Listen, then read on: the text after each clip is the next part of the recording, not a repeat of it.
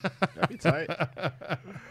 If you Dad, need go! evidence for that, I can We're put you towards the right unmuted. intersections in Dallas. I used to work at a gas station over off Seminary and 35. Yeah. Shell gas station. Man, that was my first time I encountered a Dude, in prostitute. Orlando? No, here. Oh, okay. So you sit around at 435. I'm like, what? No, I said 35 in, Okay. in Seminary. East All right. Seminary. 10 Oh, yeah, seconds. really? 9, 10 8, seconds. 6, Yeah. 5, I hope we got that. 4. The light is Stubby. Hook up. Oh, animation. Man, that was my first time I encountered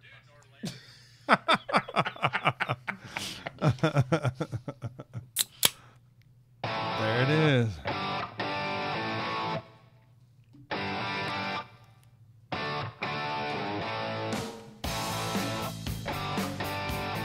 Welcome back to Come and Brew It Radio, coming to you from Texas Brewing Inc. in Oklahoma City, Texas. You can find us on the web at txbrewing.com, and be sure to follow us on Facebook and share with your friends. In this episode, we're going to revisit our discussion on what might be our favorite piece of brewing equipment, the Grainfather. And to do it, we have several of our Grainfather brewers on the podcast to share their experiences. There's been a whole lot of brewing going on with both the old version and the new Connect, so hopefully you can learn something useful tonight. Plus, we have the local artist J-O-E in studio to delve into craft brewing music scene, and I just got back from the 2018 Craft Brewers Conference in Nashville, so I got a few fun stories for you. And before we get started, please be sure to check out our Patreon account to help support the show. Every little bit counts, and if you visit patreon.com/comeandbrewiradio, we have a variety of options for you to help keep the show going, get involved, and improve it. Also, every live show will have a giveaway for all our patrons, and at the end of the month, we'll be doing a monthly product giveaway for all our $5, $10, and $20 patrons. Awesome. My name's Stubby. My name's Eric. I'm Chris. And this is J-O-E. Nice. Well, thanks for joining, guys. We have a kind of a interesting lineup tonight. We got three newbies and an old fart here, so Skeleton crew here. we're going to do our best to make sure that we can maybe continue this and maybe give you guys some content that may be worth something tonight. So bear with us in regards, because Brandon and Greg and all those guys are just out farting around, I think, or something. I don't know what they're doing. I think they're out of town or got family in town or it something. Doesn't really matter. They're not here. That's all that's important. Families are overrated. Absolutely. Actually, I think it's just friends. So, Even worse. Who needs friends? But anyway, we have Joe here tonight, and we're gonna talk to him here in a little bit. He does. If you've been listening to the show a little bit in the intermissions, a lot of times we have some of his music. So, a lot of the times we're. Is his not working at all? Yeah. Oh my goodness! So we missed that whole segment there. Nice. It's fine. It's fine. We'll work it out in the post editing. It's fine. No one will even notice. There'll be an explosion of blimp. Just once, I would love for there not be any technical difficulties. Just no once. technical. You have to pay a lot of money for that. Yes, every damn time, man. There's something. So anyway, I guess we can just go right into recent happenings. And one of the things that just recently went on was the Craft Brewers Conference there in Nashville. And for you guys that don't know what Craft Brewers Conference is, it's kind of a show of sorts, a trade show. It has an expo that has all the different vendors and, all the different people that make the craft beer world go around, equipment vendors, ingredients, hop growers, just everything like that. But in addition to that, they have lots of conferences that you can go to all day long, and you can go and become more educated, I guess, from different seminars that they give. So it's a real valuable thing, I guess, for pro brewers when they want to go out and learn something new or learn new techniques. But it's also a great time to be able to network with your peers, and also there's parties everywhere, all day long, all night long, everywhere. Now, Every bar. For people who want to plan for next year, Yeah, we saw how the much does pictures. it cost to get into that? It's pricey. You have to be a BA member first, Okay. which is expensive, and it's about $500 a person, I believe, just to go to the expo. And Big then- Daddy Bucks. So you really need to be in the business, You not really just like edging it. and that's really what they do is they try to keep the riffraff out a little bit. Yeah. They want it to really be industry related. They do let a lot of people that are like breweries and planning in, but you got to pay up and pay a lot of money to do it. So the reason we were there, if you guys are not familiar, we do have a little small distribution company here in Texas, and we distribute malt and barley and I guess malt and barley is the same thing, but and hops and yeast and all that good stuff too. Would that be TBI Pro Brew Supply? That's correct. That is correct. So slowly edging their way up in the industry to becoming a regional takeover soon. Yes, that's what the hope is anyway. But it was a real interesting, eye-opening experience. So I hadn't been. This is my first time to actual CBC, so it was a real cool thing because we got to hang out with a lot of people that we know in the industry, locally and far away as well. But I think that's kind of one of the neatest part about it is it's, you get some camaraderie. You get to hang out with some of the pros in the industry, and then you get to meet new people too. So it's a lot of fun, and it's very valuable for us to be able to be at something like that. So. And how long was this event? It was actually Tuesday. Actually, I think most people get there on Monday. I don't go for any of the conferences or anything. Okay. I really go for the expo to talk. It's kind of, for me, what I look at it is it's time for me to be able to network. Press the flesh. I mean, it's really just networking. Yeah. It's about talking to my suppliers. And it's more like, I guess, putting a name with a face kind of thing. But it's a time for me to also acquire new products and new stuff that it's just all about. It's different when I'm sending emails or I'm talking to people on phone. Mm-hmm. It's different when you're going out drinking beers and hanging out with people. It builds your relationship to a new level. And the cost might go down. Yeah, that's the hope. Now, is CBC more aimed at the upper level suppliers showing you products that you can get in bulk, or is it more of a showing an end product? That's a good your question consumers would because it depends if so for example, BSG is there, and they're a big conglomerate of different products that they carry. Well, they had a big booth for BSG, but then they had all of their suppliers that they use or they distribute in that same area. So not necessarily, hey, it's just BSG. Look at us, we have all these things. They do have like Simpsons and RAR malting and all of that different stuff. But and there's lots of equipment, a lot of bottle fill. I mean, anything from bottle fillers to full brew system set up. There's in all your ingredients, any kind of maltsters, hop growers, hop farms, hop brokers. So the yeast companies, everybody pretty much is represented in the industry there. Okay. So it's a mid to high level industry all the way down to end user small brewery aimed conference. Yes. And I mean, for me, I'm going out there to pick up new lines, to pick up new, products that I can distribute.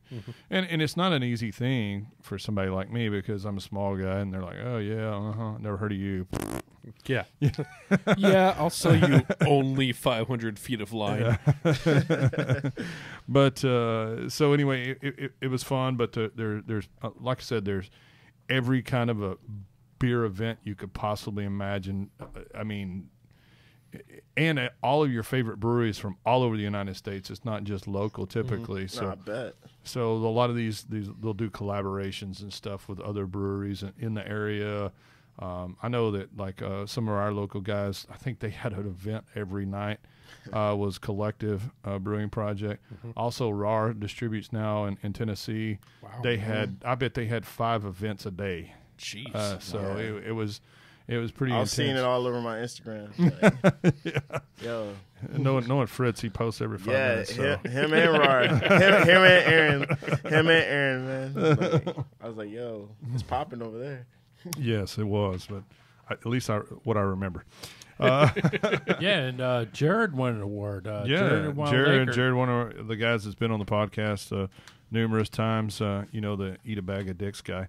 Wait, was that Jared who won? Shout out to Jared. Damn. Well, his brewery won. I don't know how much he had to do with it. Yeah. Boom, boom. I'm sorry, Jared. Salute to Congratulations, Jared, man. That's the homie. And the thing is, though, he hadn't brought any meat to me to taste it yet, so I don't know how I can evaluate it.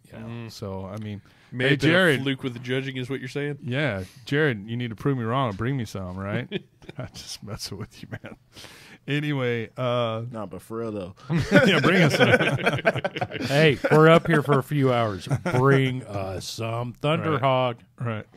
But it's a real fun time if you're in the industry.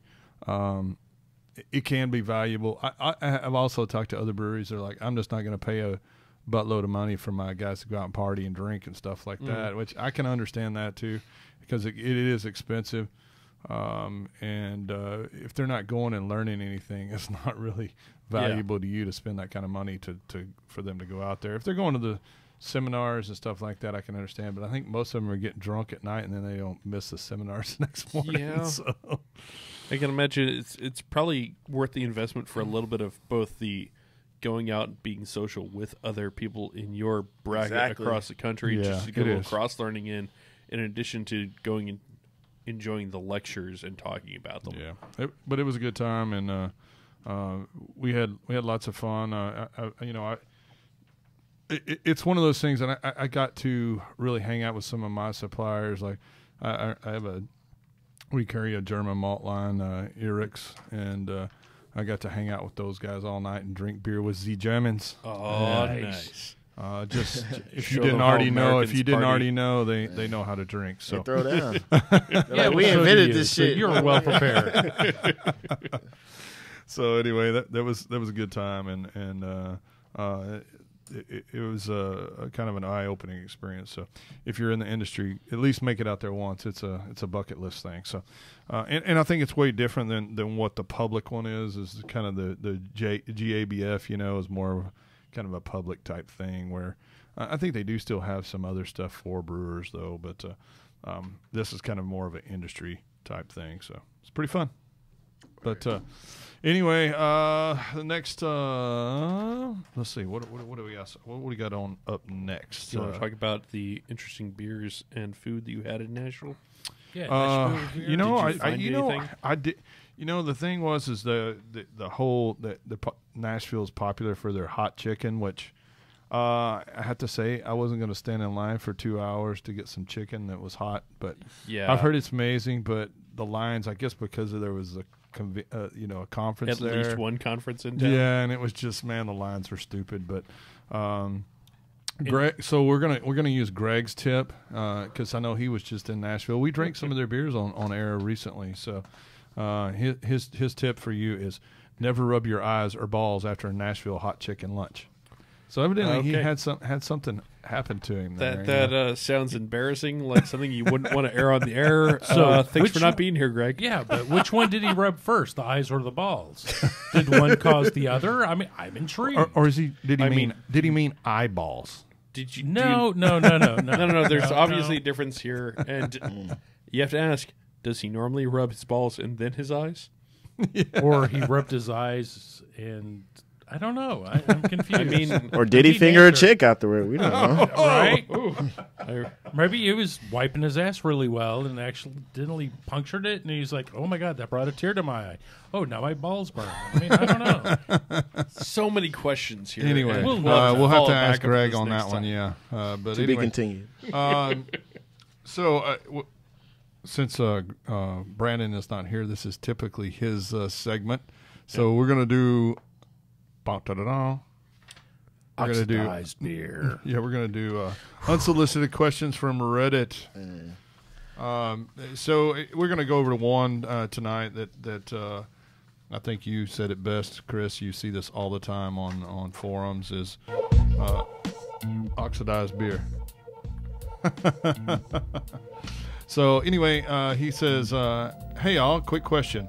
I recently started another brew. This time a Hellas beer.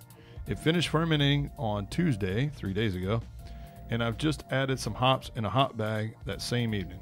I just found out yesterday that the lid on my Cooper's fermenter is slightly warped, resulting in a slightly open lid. Will it be ruined or oxidized? Well, I mean, first question is here is, what's a Cooper's fermenter? Yeah, that's a good question. I don't know. It was supposed to be up from Australia or something. Okay, But anyway. Second thing is, even slightly opened, if you're fermenting in a bucket, your beer produces CO2. If you have an airlock on it, you don't need to worry about it. Well, and I think I think it looked like he was worried about. No, he says it finished fermenting. Okay, yeah. I mean, the only time you really have to worry about oxidation, I think, is if the beer is sitting out there for a long period of time, especially during main fermentation. You're producing so much CO2. Yeah, you're not going to have any oxidation. You guys also have to remember too that. I mean, in England and Europe, a lot of times they ferment in open vessels. So, I mean, they don't even have a top or a lid on them or anything like that. So, and the reason being is because CO2 is detrimental to any kind of bacteria. And you also have to remember, this is one thing that I didn't grasp for a long time, is that bacteria can't go up and in something. So, they can only land on top of something, right? So, if you're producing a lot of CO2 and you got that big krausen and on the top, that's like a protective layer. So the only time you really have to worry about oxidation because all that CO2 you're producing is displacing all the oxygen. So oxidation typically happens in transfers. If your auto siphon's not correctly attached, let's say, and I've seen this happen to me before. You pull your auto siphon up and you push it back down, and you'll notice right where that hose is connected, you've got a little bubble layer. Yeah. So it's sucking. You want to push that down and make sure that bubble doesn't stay there. You want to make sure that goes away. Also, if you're oxidizing, typically, if you're transferring your beer from one vessel to another, don't ever splash your beer. I mean, make sure that hose is all the way down to the bottom of your vessel so it doesn't splash in there. So those are all different things that you have to consider when you're talking about oxidation. The other thing is the oxidation. What does that taste like?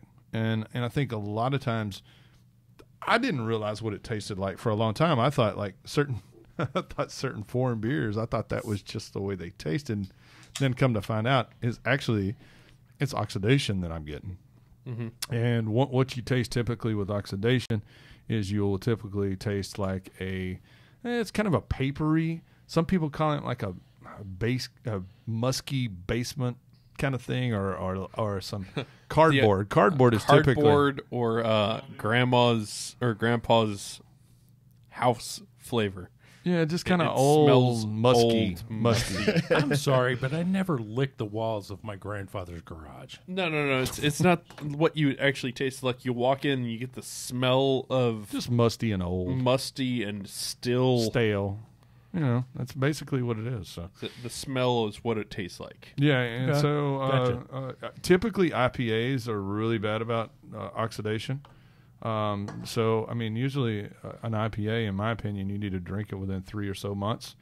And the reason being is because it does get that kind of cardboardy flavor. So that's an industry-wide problem with a lot of this is the beer we're brewing is the beer we're drinking is Panther Island Sweet Fang. It's a peanut butter chocolate stout. Oh, okay, that explains it.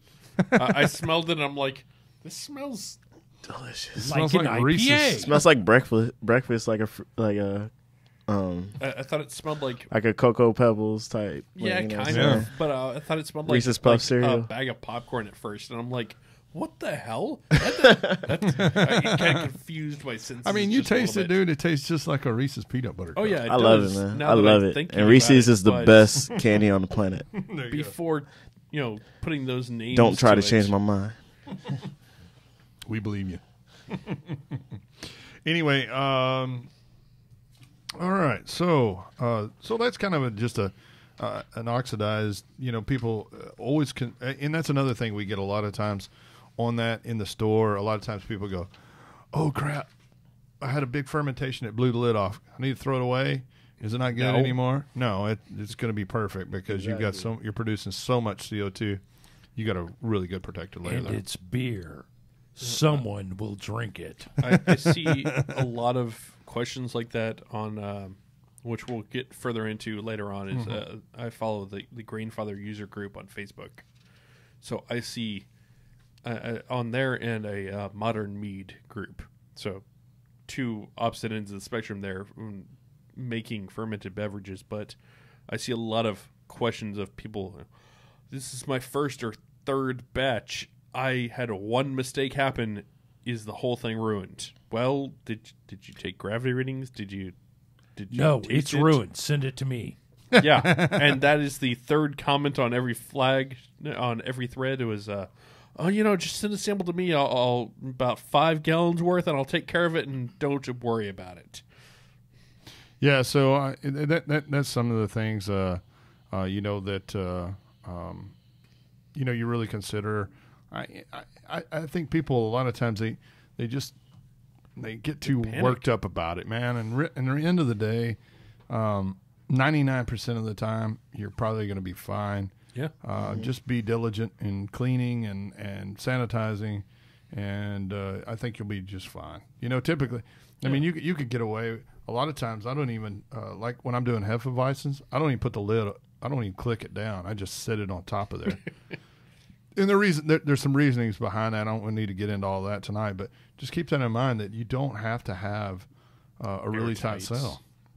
As a matter of fact, when I'm doing yeast starters, I just put tinfoil on the top. I don't even put it airlock Honestly, or most of anything the like people that. I mean, see it's do good that. practices. If you screw up, do better next time, but let it ride. Drink it. It's beer. Well, Papazian had said it best. Just relax, have a home brew. Yeah.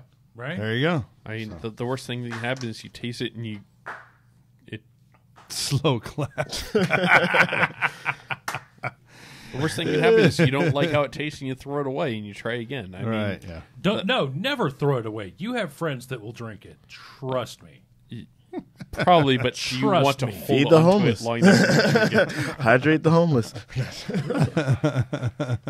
Okay, that's your next song. Hydrate the homeless.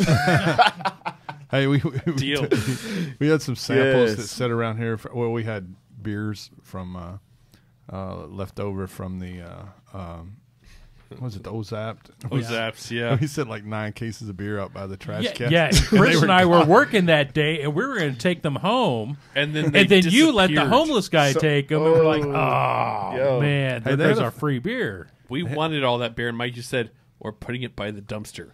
Hey, If man, it's still there after the shift, you can have it. I'm like, no, it's going to be gone. The homeless Yeah. guy's going to take it. they had a good time on Skid Row that night. And I bet they be waiting though in the trenches. It's just like, They're yo, like, these dudes have free beer once a quarter. they got a cardboard with just marking down the dates. You haven't seen these guys yet. They have a trailer attached to their bicycle. They're high. They're They high tech. Oh, yeah. They haul. We have shit classy homeless people, man. 10 It's feet all high. good. I mean, it is 2018. I can't complain. they got bikes and stuff. Man. They have an All app right. for that. So anyway, we got JOE in the house Yo, tonight. yo. Yeah. So I'm gonna get Eric in here, and he's gonna do go to break by what? JOE. I don't know what that means. Oh, all right. Sorry. Our producer's trying to say something. I can't read. Go to break before Joe interview. Oh, okay. Okay, so we need to All talk right. about So we're being experimental forced. beer first. So are we gonna do the experimental beer first then? Experimental beer first. Yeah, and then go to break. Let's take just a little break. Take a little break right now. How long have we been going so far? For about 25 minutes. Well, that's too short. Well, but I gotta Okay, you got to get all your Okay. stuff. Gotta set. recalibrate. fine. Okay, so we're gonna do a live break, right? We're just Live gonna break. do a live break. yeah, let's go. Just put some music on, and then we'll come right back, and we're gonna do interview, and then we also have Chris's beer here that we're gonna taste, and then we're also gonna talk about the new Grainfather Connect. I know it's a little late, but we're also gonna talk. We might even talk a little bit about their fermentation vessel as conical. well, the conical. Yeah. Yeah. It's finally fixed. Yay. Well, Wait, is it? it's Oh. let's just say this: the They've got it with the chiller option, but they don't have it with the actual glycol unit yet. It's coming. Yeah. Oh, It's coming. So that we saw one at CBC. So okay. we'll let you know a little bit At least about the that as well. Grainfather So works. anyway, we're going to take a quick break, and then we'll come right back. We're going to stay live on the channel. So we're going to listen to some JOE. It gives them time to go crack a beer. You know what I'm saying? Yeah. Bathroom breaks time. Beer, All right. wink, wink. All right. We'll be right back, guys.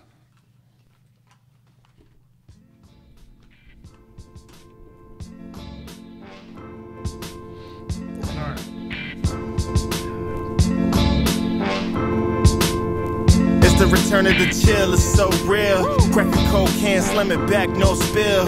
Joe so ill, girl, she can quote that. Fuck a punchline, kick it right where you dig at. Yeah, that's a bit too much. Reppin' Southside, gotta say that once. Jackie Chan bars, watch me do them stunts. Fruity ass rappers, niggas sweet like runs. Pipe player on the beat, and that's no front. And I can back it up, cause I am him, son. Getting biz with the pad and a native tongue. If she play my horn, I'ma bang a drum. Think I didn't come correct, then you playing it dumb. Just let me do my job, then you raise your thumb. Then I gotta set the price, and you pay the sum. I'm a jack of all trades and a master of none. Then I go and get fresh, you a mess in the flesh. If you gonna say my name, please use your chest. I ain't gotta spit game, cause you know what's best. Street fighting with the beat, and I ain't gotta flex, yes. Let it ride. Talk that shit.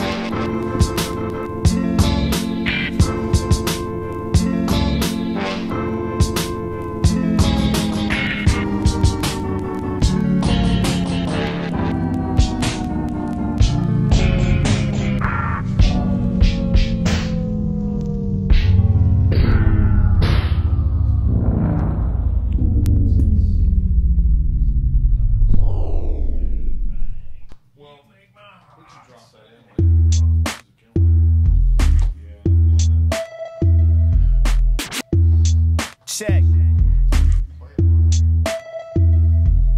The best, no test, had to get it off my chest. Plus I float like a headshot, avoiding your chest. Too fresh like Crest, put my feet on your desk. Young boss in the flesh, rock the mic with finesse. Pipe player on the beat, had to hit him with the flex. Pin game so crazy like a handwritten test. One chick, two breasts, third time in a dress. Bust her down real good and I'm on to the next. I'm Southside chillin', but the weather is a hot mess. What's next? You really can't guess. Write rhymes for myself, I ain't trying to impress. With your girl rolling up, eating Panda Express. Just a light bench press as I aim to progress. Rappers talking that mess, then I had to eject. Pull the plug on the game or do I press reset? Soldiers trying too hard at ease, cadet. No sweat, this tongue has no regrets. Just flipping these words like tape cassettes. Homegirl scoop me up in a red Corvette. Popping tags, getting bags at the mall outlet.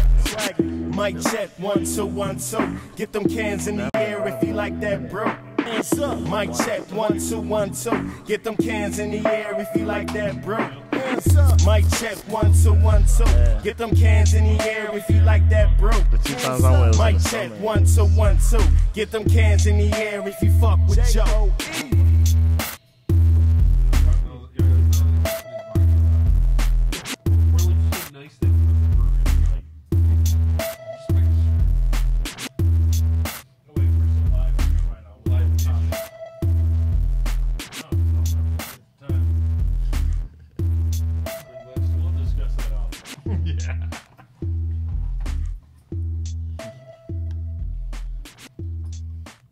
Grab whole fusion kit. Alright, my house beer.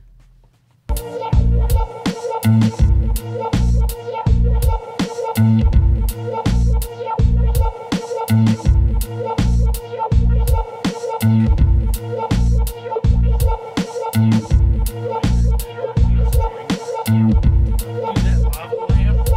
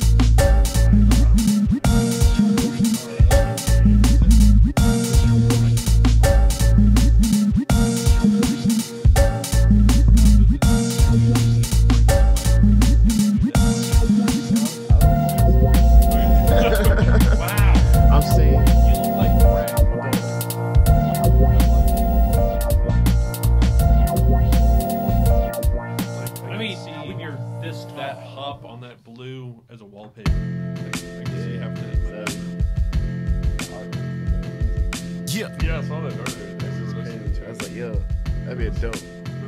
Show Eric. Pint player on the beat, J-O-E on the creep. Flow hard like a beer with a high ABV. Army of two, just me and my brew. And never hesitant when I step to your boo. Sipping Iron Joe with the Iron Man glow. Lost in my art pen, hand Van Gogh. Me with a can that's to the tango. Open up your soul and let your brain go. Southside flow at a Folketown show. Brew so good, got a nigga like whoa. Chick so hood, mugging bitches like yo. And if we ain't friends, please don't say bro. I'm on Spotify, fast, but I'd rather rhyme slow. Cause later these days, everyone's amigo. So I'm about to switch it up. Show you suckers what's up. Boom bap in my blood, blockade, battlefront. Hands up, no stick up. This'll pick up. Think you dope, well, sorry, there's a mix up. Rap sucks, and I say it from the gut. Everyone wanna stunt, every rapper wanna front. Just pass the blunt, middle finger to Trump. And I'm back laying low, making tracks to bump. Sugar beer, level up, IPA in my cup. Pin the rhyme, load the clip, and I'm ready to dump. I'm with the gang, no Gucci, I ain't fucking with pump. But salute, solo Lucci, yeah, we live from the phone. Southside, get the money like Scrooge McDuck. All my niggas street sharks, and they ready to buck. Make your girl moisten up when I'm deep in them guts. And bust a move like Omari. Whoa. Chug like Brew crew, you ain't fucking with us. And just like that, another one bites the dust. Suit up, soldier. I think we're good. What do you say, Eric? You sound good now? You sound better? Yeah. Oh, hey, I can hear myself. There you go, buddy. I can hear other people. Now we All can all right. hear each other. So Yeah.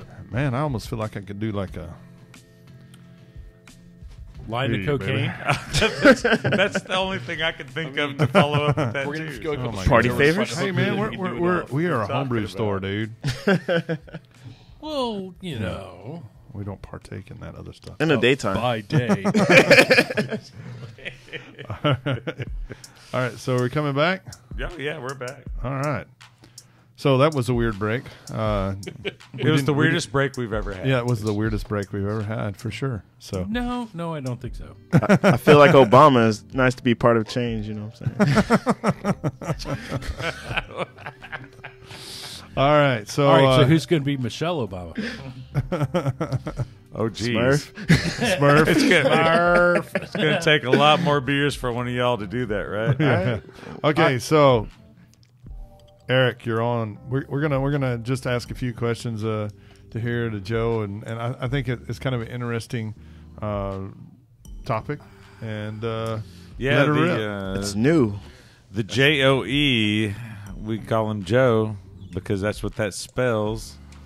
He's a local rapper here in the DFW area. So what he specializes in is rapping about craft brew pretty much. So and that's where I always see you around, Joe, is like at the different breweries and stuff. So I thought we'd have him in tonight and Yeah. drink some beers and kind of get your take on the craft brew scene and tell us about your own craft, your art. So Okay. Sounds great. So what got you started in rapping about craft beer? Let's see. This was 2013. 2013. Yeah, it's just like, for the hip hop nerds out there, I listened to MF Doom, and he's strictly underground. And, you know, you got to be like a straight up nerd to know about him, because, you know, he raps very well and he uses a high vocabulary. And pretty much I listened to him, and he rapped about beer, and like I was drinking beer, but I was like, it wasn't like my venture to actually go out and do beer and drink beer and stuff like that. So like I was recording, you know, stuff, and I was just like,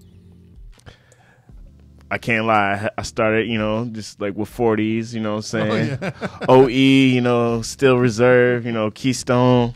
You know, Still Reserves Brew. I didn't know any better. I didn't know any better at all whatsoever. And then what was it? 2000. I think I'll never forget it. April 19th, 2014. 2014. Went to Raw and Martin House on a Saturday for the first time, and you know that woke me up, and I was just like, "Yo, exposed, huh? yeah." So I was like, it woke me up, and I was like, okay. I was like, this is dope. And at the same time, I was already working on a mixtape. It's called Cold Brew. Okay. It's called Cold Brew. I like it. And then Great movie. yeah, and then speed forward, kept that I learned of the brewery, of a couple breweries out in DFW. I started religiously going every week, and that led to my first beer EP called Craft Brew. Okay. Awesome. And so, yeah. So you're just trying to spread the gospel. Yeah, exactly. And yeah, definitely, most definitely, I'll every time I talk to people, like, yo, have you been here? Have you been here? It's like, yo. And then, Have you heard the word that InBev is the devil? Amen, brother. I mean, coming from a guy named Evil, yeah. Well, I think it's neat, that you're doing what you're doing, and and I know that's kind of the stigma, for African Americans drinking the 40s, and I think that I think every demographic can be represented, in this industry. And, Yeah, of course. And I think it's neat that you're doing what you're doing and preaching the gospel to everybody, And I've had Steel Reserve. Yeah, I have I'm too. just saying. I actually had a Uber driver recently give me a can of Steel Reserve. Wow. An Uber driver? Yeah. So What was that about? my Uber driver on the way home said, we started talking about craft brew. It was and the same one that Yeah. you drove with tonight. Yeah, what is it with the ones that you get for us? Yeah. They're I nuts. Think, I think there's a certain section for stubby. Only certain Uber drivers get it, and It's because I have a really crappy Uber rating because of you. Was it guys. one of those Yeah. fruit flavored Steel Reserves? It was Like, it was an original Oh, no. that I got. They got these Spike Punch, like Hurricane, I've like seen Steel those. Reserves. There's like come on, billboard, man. the digital billboards for Steel Well, I mean- Reserve recently have like 5 different flavors on them. I mean, it's all of us have gone from drinking shitty beer to like, Yeah. oh my God, this is good. Killian's before Coors bought them. Right. Oh my God, that was my favorite Irish red. And then I'm like, wait, lagers tear me up. Yeah. Ales I like. And then all of a sudden the craft beer explosion, and even Shiner's charging $10 a 6-pack. Really? Right. Wow. Yeah, and I so haven't I'm bought sitting Shiner there in a long going, time. wait a minute, I can make my own. I can make 2 cases for the same price as a 12-pack. What? Yeah. So, yeah, I mean, even me, my first time, I'd never forget this. The first time I puked drinking beer was Colt 45. So, Bud Light for me. Schaefer. Schaefer. But I'll never forget that because, man, that was like the thickest stuff I've ever drank. Colt 45. Yeah, it tasted thick to me. I don't know. I My dad used to drink that shit, and I was like, "Yo, why do you like this?" Like But anyway, what other questions you have here for Joe? I know you had a whole lineup here, brother. Oh man, we had a special thing that we were going to do, but that was a more intimate situation. What, You this know, is second no, intimate Patreon enough? only? Do you want me And to so- sit on his lap, make it intimate? yeah, now, Eric, if you do that, he couldn't find any protection in that. Yeah, so I'm single. I ain't worried. My girlfriend might be worried. I think we're but I still ain't gonna. worried. I think we're still gonna do a special interview just for the Patreon yeah, members. of course, Cool. So, of course. so we'll have a special Patreon interview. It's a more intimate one-on-one kind of thing there, but A little more 60 minutes. So if you, Brown chicken brown cow. yeah, so if you haven't signed up for the Patreon membership yet, that maybe something like that will sway you. And but- JOE may give you a lap dance if you're the I mean, annual winner. Of we the could possibly draw. come up with a contest. Saying I bring some merchandise up here, and we can. Oh, hey, there that you sounds go. good. An Now, autograph poster for the Dadgum poster boy. Yeah, There now you go. I do want to ask you though, why are your songs so damn short? because man, with today's society, man, they just have a short attention span. There you go. But this next project, which I mentioned to Eric over here, like it's called Homebrew.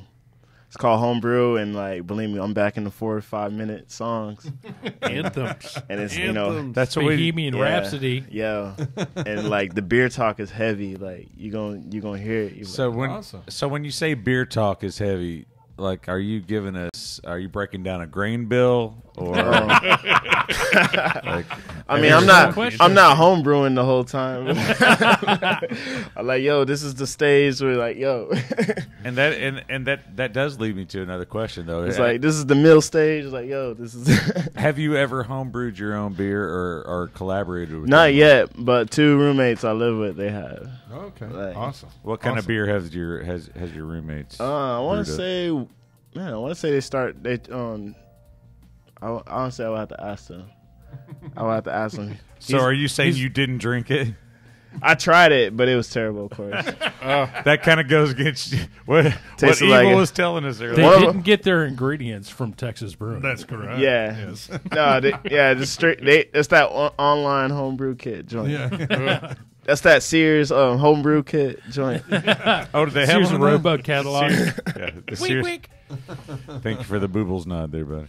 Oh man. So anyway, no, I just found it really interesting, and we really appreciate you coming and drinking with us and talking a little bit about your craft. Where can people find your music, and tell us a little bit about, or do your shout outs, man. Where? Yeah, tell us about that thing that's coming up. You know what I'm talking about too.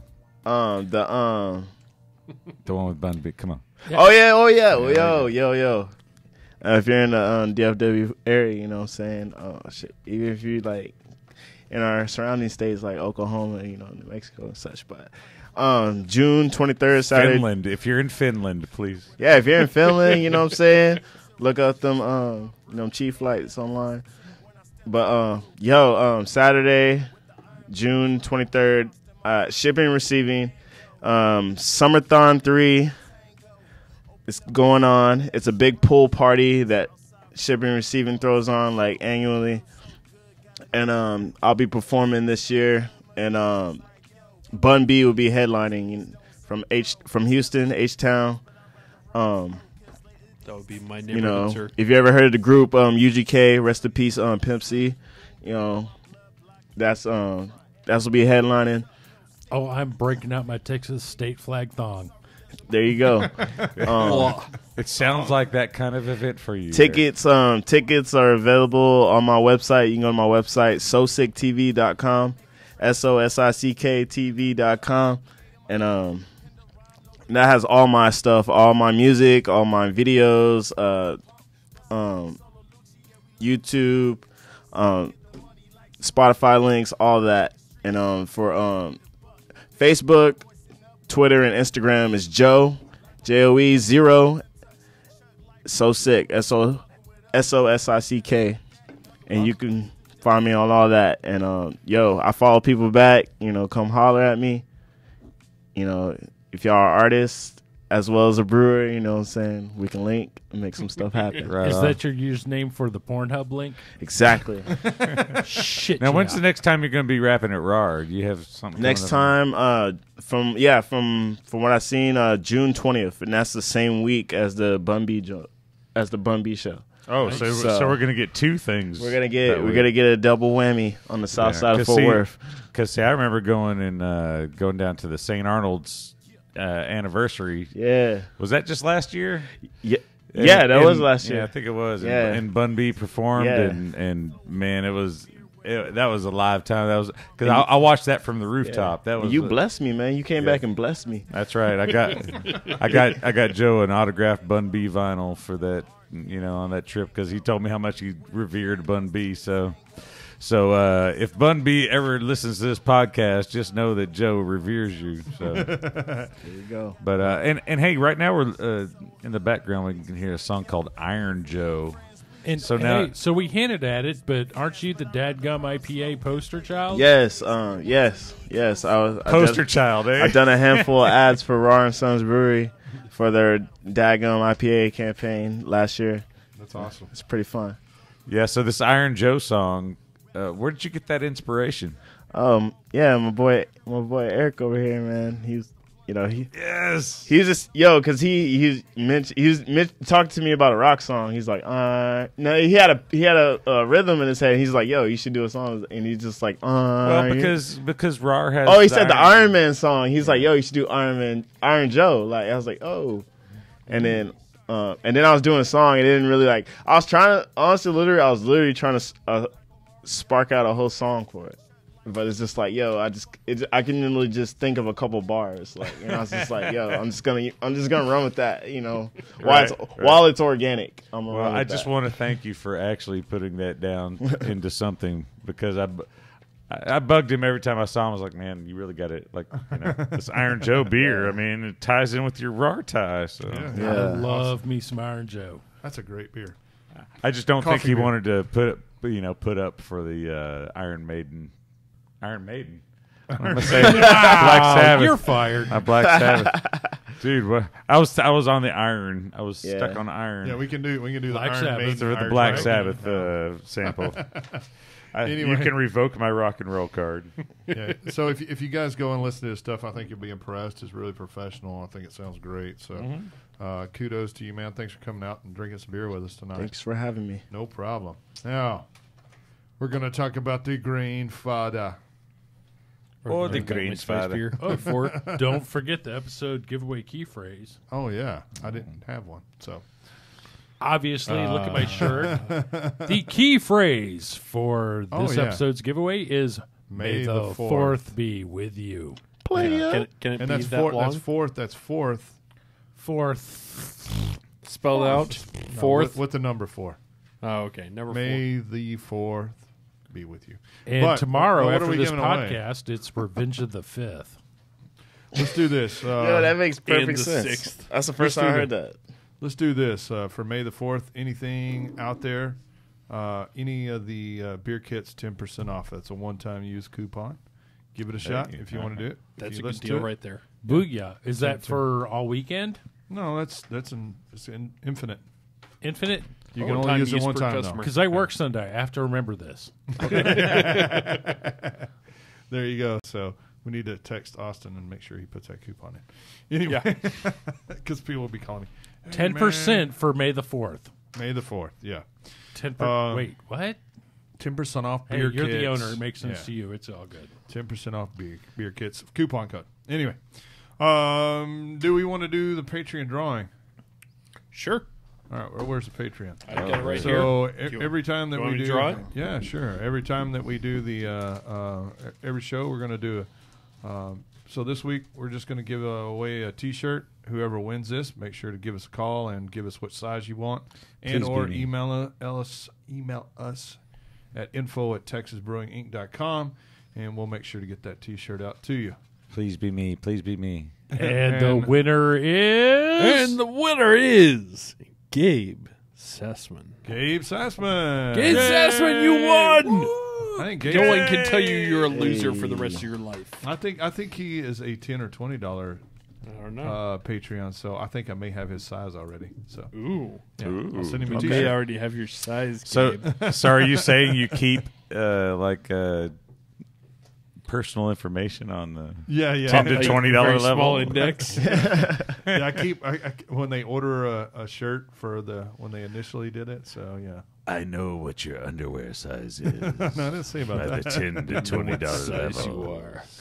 Oh my goodness. Anyway, Just a so little thanks, creep Gabe. here. I know he's a good customer and a Patreon. So Yes, thanks, Gabe. Gabe. All right, so Party on, Gabe. Pretty on. so this is something that I can tell you guys that I have not been. I've used the Grainfather with the original controller a lot more than I have the Connect. I've been kind of lazy, but I have used it. I'm probably not as in tune to it as what you guys are. Unfortunately, business has been so booming that I haven't had as much time to brew as I'd like to. So, but yeah. But if you ever want to do something that you really love, don't start a business with it because you'll never do it.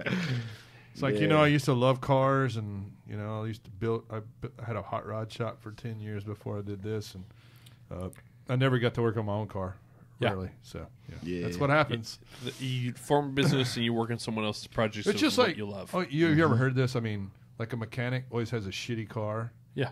Because they don't want to work on their own stuff after work. Exactly. Yeah. Exactly. You never want to work on your own passion after you're paid to do it. Exactly. Yeah, exactly.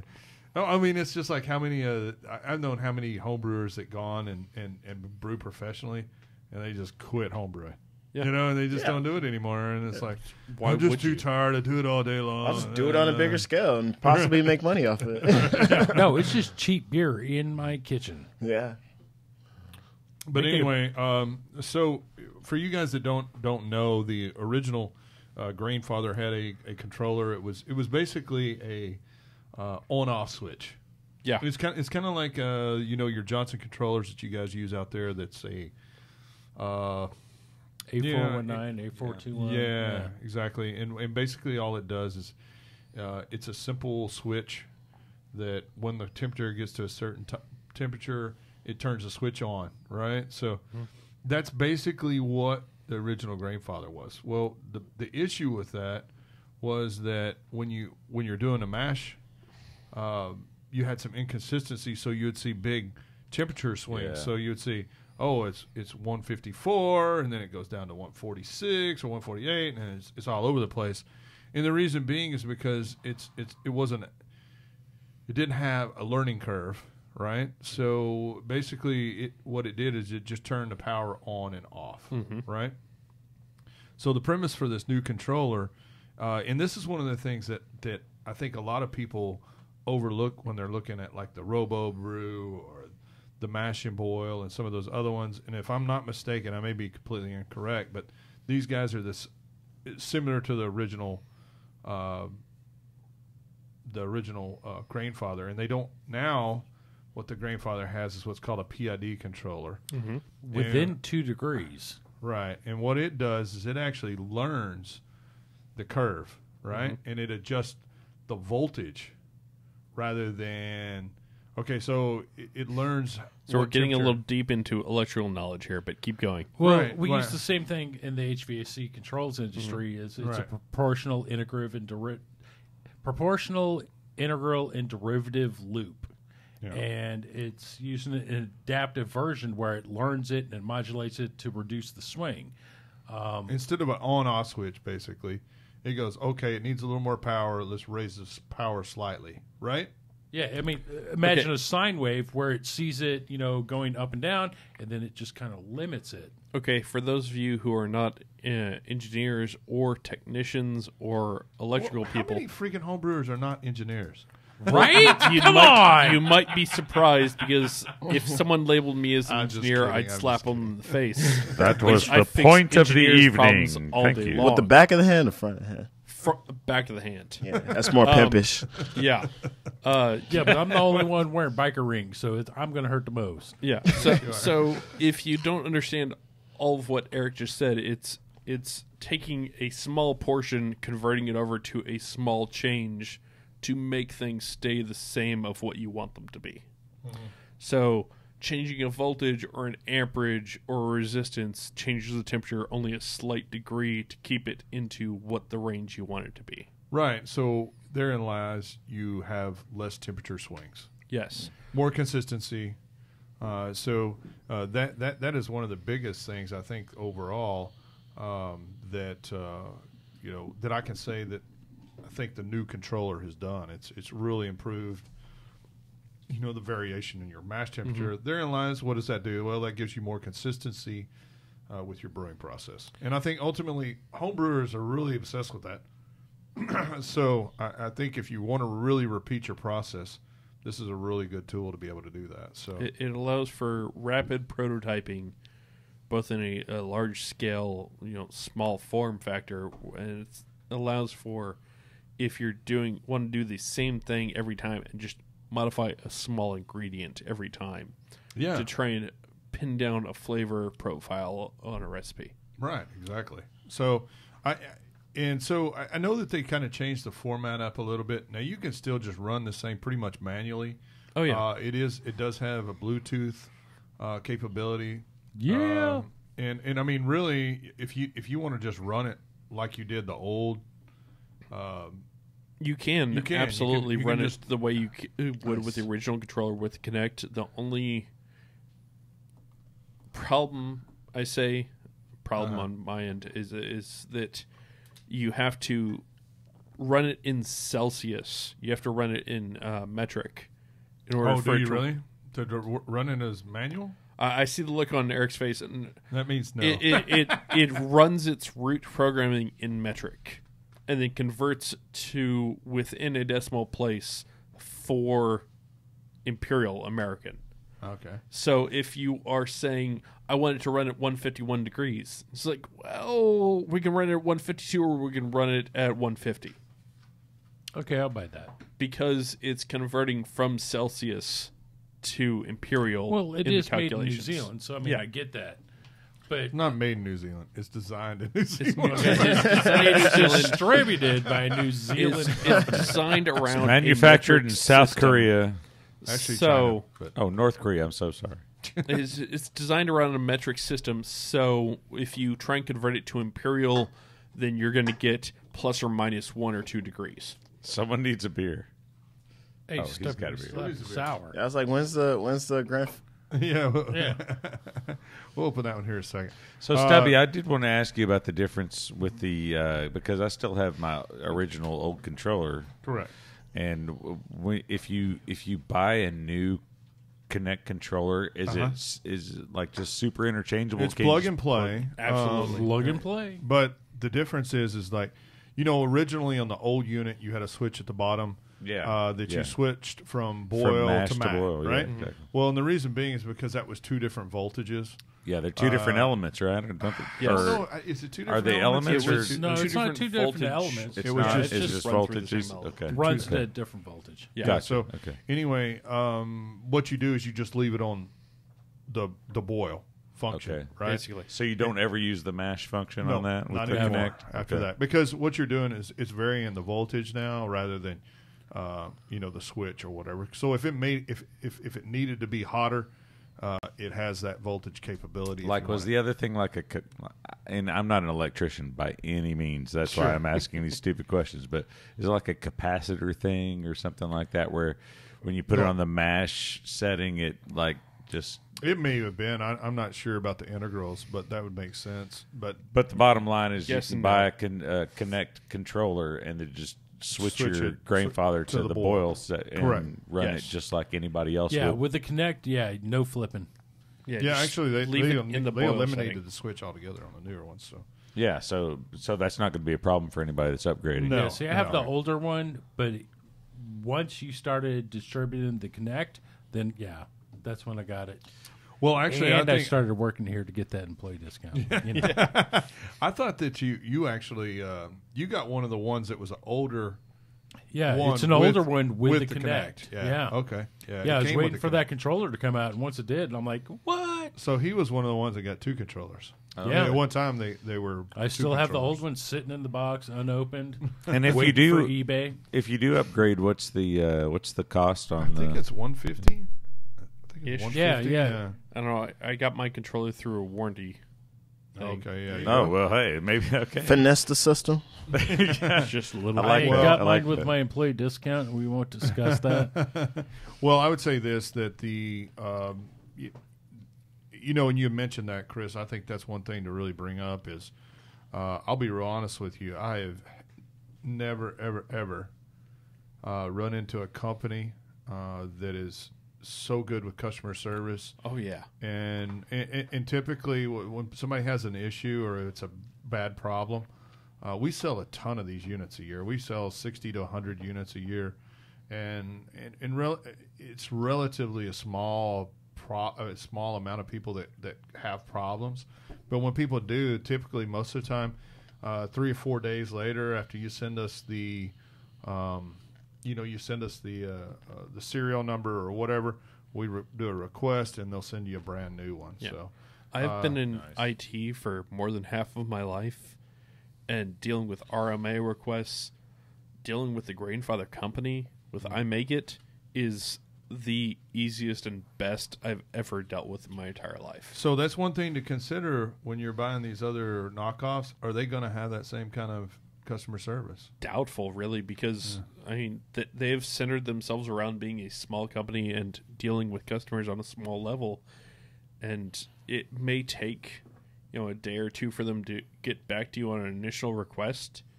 But I have a feeling that I haven't talked with them personally on a level of this, but I have a feeling they're a small company. They're like Texas Brewing is, that there's maybe 5 or 6 full-time employees, and they're dealing with everything across the entire global distribution. Well, that's the thing is I was making sure it wasn't a fad when I bought mine. Yeah. And we used it here, brewing, Stubby and we Mikey, probably brewed 200 or 300 batches on that one I had. Yeah. And I was like, oh, wait, they're coming out with one that has an app on the phone. I'm like, boom, I'm buying it then. Yeah. And I mean, I look at it this way. I would imagine most people aren't brewing 200 or 300 times a year on a Grainfather. Yeah. Oh, that was me my second year.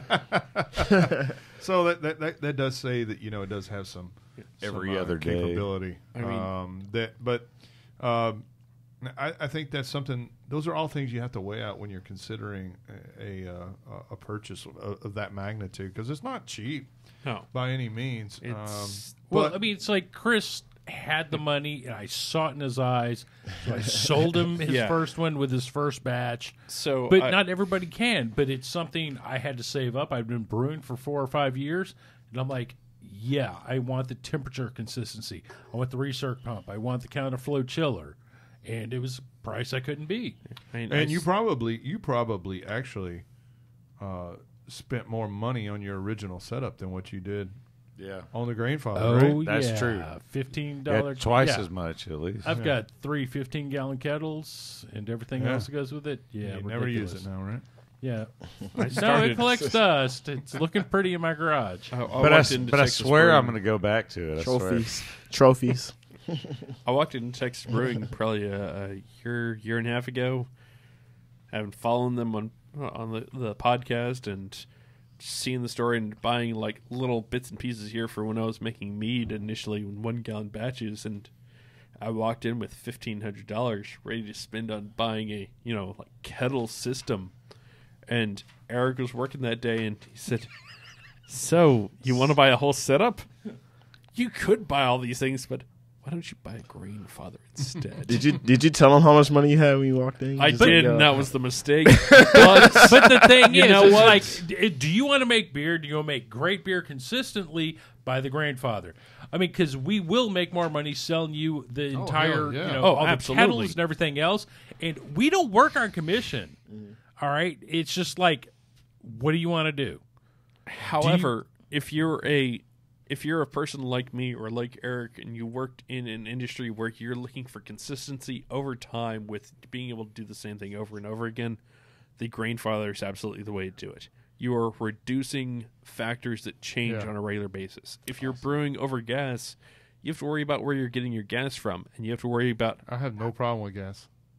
Okay. I cannot maintain a consistent temperature during mash on propane. I mean, seriously, it's just something that you have to keep track of, and you have to worry about how much gas you have in your tanks.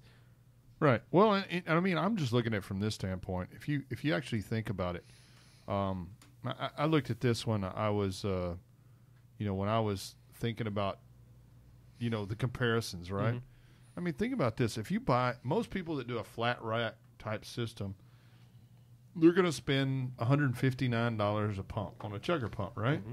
Well, you're gonna have 2 chugger pumps. Well, that's automatically what, $300 and some odd dollars, 300, $10, $15, $20, something like that, or with tax, or shipping or whatever. So with the kegels, with valves, with thermometers, and everything else. I mean, so it makes a big difference. So, one of the things I looked at is, and then if you add 3 kettles to the mix, you're still looking at $180 per kettle. I mean, bam, you're already there, and that's not even including propane burners or hoses or quick disconnects or fittings or anything like that. Man, I'll tell you, the cutting the propane.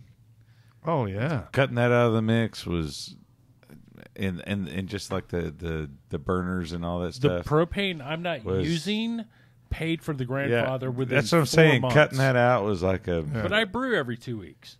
Yeah, I mean, you're going to spend. What would you think on if you're going to Home Depot, which is not a great idea for propane? I'm just saying, because they don't fill those. No, go to Winco. They don't fill those things all the way up. The ones, the exchanges or whatever. Most of the time they're not completely full, And the reason being is because they're trying to sell a price point. So I thought it was terrorism, but go ahead. Same thing. Anyway, but so when you're doing that and you're brewing a bunch, man, you might spend $25 on a batch of beer on propane. Oh yeah, exactly. Oh yeah. Or $15 anyway. Using my old system, I would get 2 batches per tank of propane. Yeah, probably about 2 batches. You're right. Yeah. So Yeah. I think we may have gone off, jumped the shark a little bit and gone off track. But Well, no, but that ties in with the Grainfather, with the efficiency on the Right. system. So- Yeah, plug it in the wall. So they made a lot of changes to the new controller as well. One of the coolest things about it, and you guys probably can fill in on this more, is that you can now upload your recipe directly to the cloud. Not just upload recipe directly to the cloud from like Beersmith or some other program through an XML program. You can go to the Grainfather and put it in, correct? Yeah, you can go to a Grainfather specific recipe builder site, Yes. which I wish they had links to on the Grainfather website. Okay. Because I forget what can it you is. not just already. do it right? I think you can do You it just can right do- there on the site as well. Yeah, you can go to the website and you can hunt around and link to it. Yes, it's but not necessarily It's not as user friendly as it should be for something that is as amazing as it is. It has all the functionality and simplified and more intuitive than working with Beersmith. Well, and see, for me, this was my last experience with that. Was I did build the recipe on the Grainfather site. I kind of like I use Beersmith, and I also use another program called Brew Target to build recipes and things. But on this last recipe that I did, I built it on the Grainfather site and used their, you know, the you know how it looks like faders over there, that kind of the bars that tell you you're within style and things like that, and what your IBUs are going to be calculated at and all that. And I was disappointed with this batch. I don't know if it's because of the using their software versus really what I've been used to. It's a possibility, man, and I would say this. But it really did change, and I was really it made an impression. Right, on me. and you will find from different calculations. I mean, it could be 1/10 of a decimal or something, and it will change the outcome of whatever their IBUs are. Because they have a specific mix that they want for their unit. Yeah, for and your their mash. website's missing some of the grains we sell here at Texas Right. Brewing, but I mean, you can accommodate using Beersmith. Yeah. Yeah, I think so. I have a feeling that the calculations aren't as precise on the Grainfather side as they are on the Beersmith side, and they're liking the specific PPGs. Like maybe that they just need certain more grains. of a base. Does Beersmith now have a Grainfather? Yeah, It does have a profile. Grainfather Yeah, profile on equipment it, profile, absolutely, and I use it all the time. Yeah, Okay. that's what I Oh, use so too. maybe I need to It update takes my Beersmith. Yeah, I mean, That's what it is. and you can. It It's takes awesome. into consideration that the Grainfather is a much higher efficiency rating than a standard mash tun profile, Let's- which is 75% versus a Grainfather's of at least 85. Yeah. Let's go to Joe for his impressions. Yo, J-O-E! Yo, yo, yo, yo. Was that it on the Grainfather? Okay. J-O-E's done on the grain. Have you file. Yo, seen can the I make- Grainfather can I make- before, Joey? What's up? Have you seen the Grainfather I before? have not. It's Okay. an all-in-one It's like brew. a- Here to brew when we're doing with these days. Okay. It's a giant coffee pot. Just Yeah, remember. it's a word. giant yeah. coffee percolator Basically. for More beer, likely I've man. probably seen one. It's just like the picture didn't pop in my head. Right And with now. all the royalties that you'll be getting back from your music, you could probably buy one right now. Right?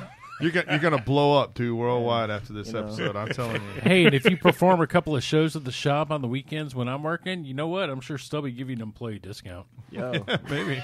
I'm down. Okay, man. maybe so. At least 6 shows. At least 6 Each shows. one 8 hours long. Stubby will do an intro to home brewing and rap concert. Yo, Shit, yeah. fuck yeah. Yo. All right. So anyway, let's see. No, so that's something that I think we need to explain further about the new update is that because you do the cloud, you can update the thing. It actually tells you and it alerts you on your phone or on the controller all of your different, all of the different times you need to do stuff. Oh yeah. So when it's time to do the mash out, beep beep beep beep, or Beep, whatever, beep, beep. whatever, Well, actually, whatever, you pick the tone, which is great because Oh, I didn't even realize that. Oh yeah, I have. It's 1 week it's ducks, the next week it's sheep, the next Really? it's cows Yeah. mooing. I did Yeah, not you know pick the that. tone. I didn't know So you could do it's that. brewing out in the backyard, and I'm in the kitchen fixing breakfast, goofing off, and then I'm like, okay, I'm at boil time. Guess what? I'm drinking. And all of a sudden it's like, "Moo." Oh hey, I have to add hops. Is that on the app side? Yeah, it's on the app. The app is amazing. Really? I haven't Technology, tried yo. messing that. with any of those Oh. tones. I just That's get the cool. knit standard beep beep beep beep beep beep beep. Yeah, it Oh, sounds no. it sounds like a forklift backing up or something. Now, I do have to say something to that because when I smoke meats, right? Like I go out Wait, there yes, and you I do. watch Wait. easy. And when I Walked smoke right meat, into that. And a blunt or a pipe? when I smoke, we'll Or get, we'll get his to name that later. J-O-E? When I smoke meats, I've got a barrel, with And a a pole. side smoker, and I pick out the. Oh, for fuck's sake! The episode must be over. All right. So, but when I'm smoking meats, Yeah, Can we you- need can a you- break can from you you skip? smoking meat. oh Jesus Time Christ! for a smoke break. It is- Come on, it is Papa about time. Smurf. We need a break. All I right. got to finish this shit up. So All right, wrap it up. my, Wrap my, it up. my point was when I smoke meats, I get up at 5 a.m. or 4 a.m. and I go out and I'll like hand cut logs of oak or pecan or stuff like that. It's not a brass pole. And I put some. I don't have to continue this at all. No. Listen, I'm looking at you get up early. You prepare your chips for and I make my smoking. own rubs and I make my own barbecue sauce. So and you all that rub your stuff. meat? I mean- and then I had a friend that had a smoker where he'd put pellets in it, and he would sit inside his house. Did you rub his meat? And he would, God damn it, and he would fucking This is a topical discussion. I can see where he's going here. yeah. You spend My how many my days- testosterone levels are dropping. By How the many way, how many hours would you spend on average to make your good meats? Sweet. I would spend all day. Yeah. And while this guy would tell me that, it tells him on his phone, and he can hit a button and it'll drop another wood pellet in there. It would be like And- the difference between making it traditionally and so- using like a right, camshaft that and has so- a screw mounted. And so I always kind of, The bomber has been. I would eat what he served at his parties, right? I would eat what he served at his parties, but I would always think, You would man, serve you your kinda, Woody at the you kind of parties? cheated, right? You cheated a little bit. It's kind of like buying one of those Pico brews or something. Yeah. And so I'm just throwing that out there because that's kind of like when I guess when I went over to the Grainfather from my regular 3-burner system, it was still satisfying because I'm still putting the grain in, I'm still mashing it, and I'm still like kind of working with it and whatever. So I guess what I'm getting at is does anybody feel like that? Like Eric, when you're talking about like, okay, I can sit in here and then it pops up and say, oh, it's time to add some hops and stuff. Like, are you satisfied with that, or do you feel like you still want to like watch the kind of like Shit, keep? no, I like easy. You like that a lot, or I like easy because when I was brewing with all the kettles, it was 4 to 5 hours of nonstop. I'm doing something. I'm cleaning. I'm sanitizing. For the entire time, I'm constantly and consistently doing something. With the Grainfather, I'm like, beep, on my phone, next step. Okay, let's go fix breakfast. Oh, okay, I'm done with breakfast. I still have 45 minutes. Hey, let me hit up the girlfriend. She's wonderful. Oh, hey, look. Oh, hey, on to the next thing. And that's great. When I first got it, it's like, hey, let me go upstairs. I'm going to play PlayStation. Then I realized the Bluetooth connectivity I was just a little too far away from it. So I'm like, all right, I'll go back downstairs. Yeah. But I mean, seriously, it's great. There's a few quirks I found with it, which, I'm not sure if y'all have noticed with, where we are so low to sea level. It's 211 degrees, and it's boiling, but it doesn't recognize this boil. I have noticed that on a couple occasions. I think that also relates to the whole centigrade to Fahrenheit conversion, is that you can see that it's boiling in the container. You can see the bubbles rising and circulating, but it's not recognizing it as being boiling because it's not recognizing it as 212 degrees Fahrenheit or 100 degrees centigrade. It's at 99 centigrade. So it makes me wonder, because you brought up a good point, because we recently had one of our customers make a comment on one of our posts this week when we were talking about we were going to talk about it. And he goes, "I wished I loved my Grainfather, but I live at sea level, almost at sea level, and it doesn't boil." Well, you can go in the app and you can actually change. If you can actually Google and see, okay, what temperature will it actually boil at where I live? You can change it. Typically what I do, if it's boiling, I go in the app up to the upper right hand, up to the menu, and I go skip to next step, boil, and begin counter. And bam, it goes.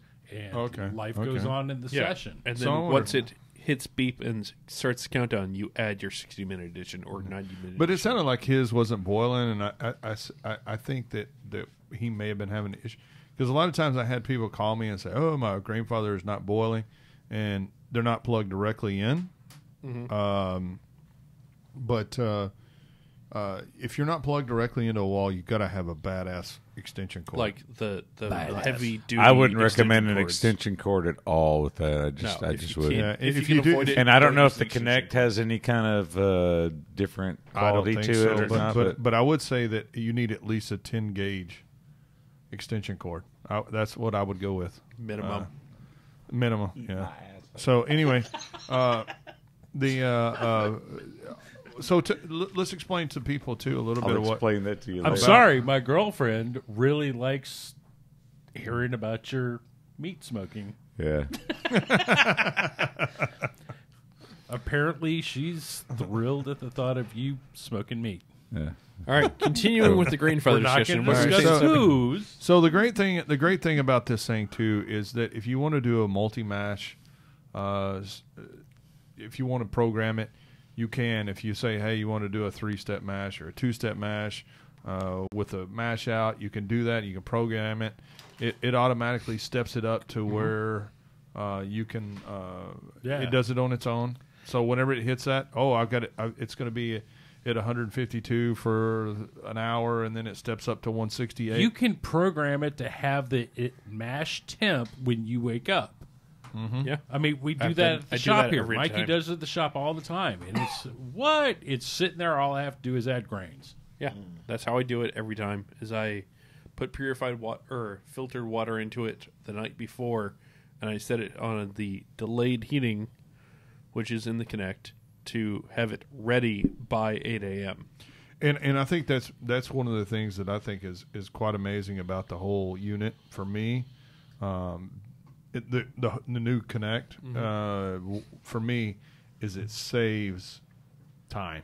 Oh yeah, and so I mean, much time. Because when I do it that way, if I fill it up with water the night before and turn on the to brew the next morning, man, I am done in the fermenter, finished, everything, clean up everything in 3 hours.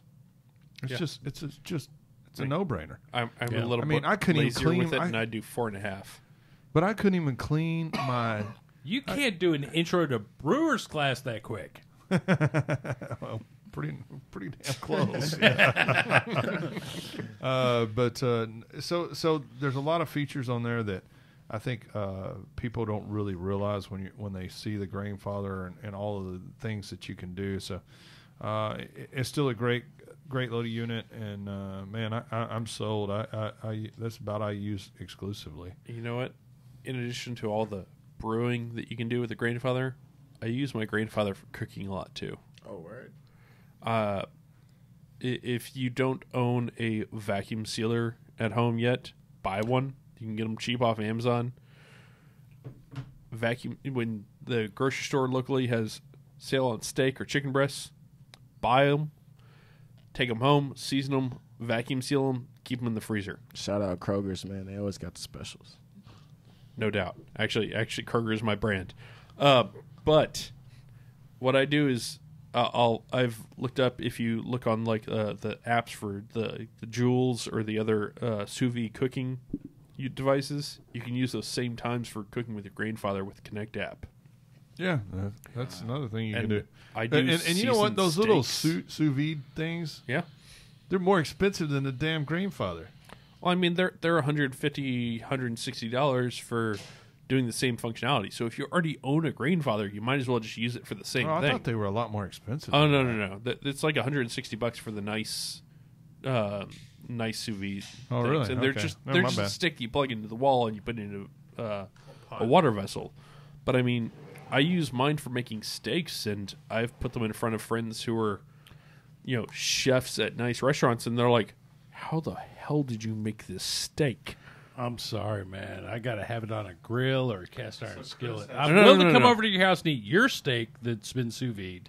You want to eat his meat? Is that what you're saying? No. No, you want the Revenge meat, of the smoker Fifth. boy. Listen here, Sith. We're not going to talk about that stuff right now. I'm just observing. What we do is, what I do is if it's a frozen steak, I'll sous vide it for 2 hours. If it's thawed, I'll sous vide it for an hour. And all it is with Grainfather is you can control what temperature the liquid is going to be at. Right. So if you want a medium rare steak, you want the internal temperature to be 129 degrees Fahrenheit. So you set the Grainfather to 129 degrees. You stick a vacuum sealed steak into the Grainfather. You're not having any interaction between those fats Crazy. That's dope, though. and the liquids into the fermentation vessel or into the brewing vessel, so you're not contaminating in any way. That sounds like something, a Netflix special I saw, The Scientist versus the Chef. Yeah. Yes. It's a lot of that interaction between science, engineering, and design. So 129 degrees, you can get a perfectly medium rare internal temperature of your steak. You do it for an hour in a vacuum sealed container. You've already got the pre-seasoned steak. You pull the vacuum sealed steak out of the Grainfather, cut it open, drain it off, and then quickly sear it on either side with a cast iron skillet. You serve it to someone, and they go, "Oh my God, I didn't know you were a professional chef." I have heard those exact words 5 different times from 5 different AKA, I had people. no idea you had a way to survive. Yeah, and it's like, I'm not a professional chef. I followed the instructions. Yeah, I'm true able story, to do true that story. with the Grainfather in addition to brewing beer. Yeah, and that was one thing that I liked about the Grainfather was that when I'm mashing, you can do step mashing so easy. Very because you easily. just dial in a number instead of and maybe I'm betraying my own kind of hands-on thing a little bit, but instead of going and trying to adjust a flame and achieve some kind of balance there, where it's just it's so hard to do. You dial in on the Grainfather, and you can step to a certain temperature level into your protein rests and things like that. Well, we know you're a hands-on meat kind of guy. Leave Papa Smurf alone. Sorry, I beat a dead horse a lot. I'm just saying. That's okay. I can stop. Wait, I can stop the broadcast and recording at any time. Well, I would like to say a shout out to Division Brewing. We're drinking their Oh yeah, Division Brewing. Thanks. what is this one called? The Rosalie. They need to get at me, man. And what that's is a it? beautiful label too. It's like His wife did it, from what I understand. it's really awesome. I can't remember what it is, but it's a sour that they do there. This is a cool little brewery. If you've never been there, if you happen to be in the Dallas Fort Worth It area, smells really good. it's a really tiny. These guys started out at 1 barrel at a time. I think they're up to 7-barrel brew house now, but they're doing some really good stuff, and they do a little bit of everything. I mean, from stouts to sours to IPAs. I mean, they do the gamut. I mean, they even do like English bitters, and they do lagers, and I mean, they do a little bit of everything. And anytime you go to their tap room, they're going to have 15, 20 beers on tap. So it's really cool little. That's really place. good. It is really fantastic. So anyway, that's kind of I think that's one of the things that I think we kind of really explained the Connect and. The Connect really is such a versatile little piece of technology to play with when brewing, and not just with brewing, but with cooking too. It's a specific temperature controlling thing, so that if you need something to be a specific temperature in a liquid format or in a solid cooking format, it's so much more precise than using a liquid oven. And you can do almost the exact same thing. You can build a big system that does almost the same thing as a Grainfather. I mean, if you really want to spend the bucks and do something like the electric brewing system, but it's not near as compact. Yeah, it's not near as compact. Well, it's like, look at Mikey. Mikey has a very beautiful rig. It's a horizontal rig, 3 kettles. He's got the Raspberry Pi controller, a touchscreen interface. Yeah. Then the Grainfather came out, and he's like, fuck me. Yeah. All I brew on is the Grainfather. He brews here at the shop. He brews, some Mad Scientist recipes. He brews shop recipes, and we have it on tap here. Yeah. And he takes it home and brews taco beer. I'm making that tomorrow. I'm doing it tomorrow. So anyway, it's a great little unit. I think it's it's revolutionized the industry really, and everybody's trying to copy it. And I think because I was talking about earlier that I wasn't sure that maybe about the Grainfather, I guess the app, the website, the app system that they have for recipe formulation versus other ones. But when I really think about my last brew session, I really did have wild temperature swings. And that was kind of like you had wild variables. Yeah, just because I've got the old style, so I'm really thinking that maybe I need to give this Connect thing a try. I have the older one with the Connect controller, and I'm typically during mash no more than 1 degree, and it lasts 30 seconds or less. Yeah, and see that's what I'm interested in, is really dialing in my temperatures so I know what I'm getting if I put it in there. Because with the one I have right now, and you have to kind of switch the bottom element switch and all that stuff too. But with that one, I do get, and I'm talking 5-6 degree swings that last, and then they last a little bit, and you got to kind of get back up. One of those things you have to worry about with those is that you need to work on in your mash adjusting the valve for the recirculation pump. Yeah, so that it doesn't quite make it up to the overflow pipe, just makes it like 2/3 of the way up, so kind of stifle the flow a little bit. Is that what you're saying? Or? Yeah, you just got to tune it a little bit to your individual grain bed, so that you're pulling through and you're adjusting the temperature as it recirculates. Yeah. Well, I really do think I want to try this Connect. You should, because think about this: you're going to pay $100 for some, a cheap temperature controller like a Johnson controller. Now I know there's cheaper ones out there than that. But for $150 for what this thing does, man, you can't beat it. But anyway, so Chris, we've got we're going to move on to Chris's experiment. You guys know that we did the spice pool thing, and we were required to brew a beer with all of these spices that we picked, and I still have not done mine. I did 2 out of my 3 ingredients for this, but I also added other ingredients to this to fit the bill. I pulled cayenne, cinnamon, and lime peel out of the bag. And he added his smoked meat. I did not add smoked meat to this, but, tasting this, you might not be able to tell that. I chose the cayenne and cinnamon out of the recipe and said, spicy, hot, cinnamon. It would be really good. Fireball beer. I did not think Fireball beer because I'm not 20 years old. Well, I thought that's what you were pouring earlier was this. no. I have more of it here if you want to freshen up your glass a little bit. But I chose to I said spicy, a little bit sweet with the cinnamon. Mexican hot chocolate sounded like the best thing to do with it. So Did you have anything that was oily? I'm just curious. What do you mean? Like anything that had any kind of oil? I mean, there's cocoa nibs in there. There's 3 different kinds of spiced peppers. Because it's like there's 0 head. I mean, it's like you cannot.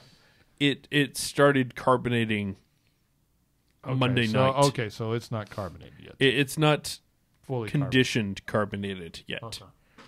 But it's got a little bit of carbonation to it, so it's not completely flat. So That's not bad. I figure we'll try this again in a month and see how it really comes out. Yeah, I mean, I can get where you're going with it. I'd like to have a little more chocolate. Yeah, that's Flavor. how I felt about it too. The initial pour, I transferred it from secondary into the keg and tasted it, and I thought the chocolate came across really well from the cocoa nibs. And then after tasting it, after carbonating a little bit, I feel the chocolate's a little bit lagging. Yeah. What else did you have in here? So this is in the boil. It was a little bit of Magnum for bittering, and then it was ancho, cayenne, and Gilo powders. Okay. And the original recipe I found for this was using actual peppers, and I converted it to powder. Instead of using a whole pepper, I used a quarter teaspoon of powder versus a whole pepper. Yeah, And you know what? I don't get any really heat out of this. It's not like over the top. It's more of an aftertaste in the You heat. did get a little subtle heat, just a little subtle heat. I'm getting on the front of my tongue, like not necessarily on the back of my There's throat. no cinnamon in this, right? Or is there There's cinnamon? 2 ounces of broken cinnamon. Yeah, there's cinnamon in there. That's So I used cinnamon sticks and I broke them down. Okay, And I get the being cinnamon. like chips, so that there's a little bit sweetness from the cinnamon, and that went in with the spice blend at 5 minutes, and then it went into secondary with a 1/2 ounce of the cinnamon chips, which I ended up using cinnamon powder because I realized too late that I didn't have any cinnamon sticks left. Okay. Well, you know, and that's to me, it's more prominent cinnamon than anything else. Yeah. I don't know. What would you say that you would do the next go around? Would you improve? I mean, would you put more spice in it, maybe, or is it subtle? Well, I know you would. Shit, you would. Yeah, Eric. Sriracha goes on everything. I mean, I like it, This is but true. the thing is, I don't want to drown out the flavor with spice. I want a slap in the face, but a playful slap. Like my Right. girlfriend A little gives slap me. in a Well, tickle. I think you know that this mango beer that RAR does is perfect. And see, this kind of reminds me of that a little bit because at least for me, I get the subtle heat off of this, and I've only had an ounce or two. You want And the so heat if to I- accentuate the flavor, not dominate. But I it's think like- it's gonna kind of build a little bit more on my palate, but it's not, like I said, it's not in the back of my throat, which is where I get the reflux action. No, seriously. I take Prilosec, so when I go to Tampa Right. and I go to Craft Life and I get the Fire Redhead, it's a very nice red that is, Right, you're done. talking about that earlier. Yeah, it's done with Scotch bonnets, and it's like, oh my God, it's hot, and then it's gone a couple seconds later, and that's what I like. I like it up front, but I don't want it lingering to where I want to go vomit. yeah. Right. No. Well, and it's like we had that. It's a fine line. And this almost has a cola spiciness to it. Yeah, and that's what I was hoping for. It's a warming it's- spiciness, but not a It's like a need a drink after yeah, spiciness. it's like Well, it's I like mean, a cola what I would flavor. think that to me, there's nothing wrong with this. But I think for what you were kind of going for, I'd want more chocolate and more spice. Yeah. Both. I'm and thinking maybe a little instead of heavier doing- body for something like take this some to more. support that, because it's so flavorful and so aromatic too that maybe a little more body to support all that.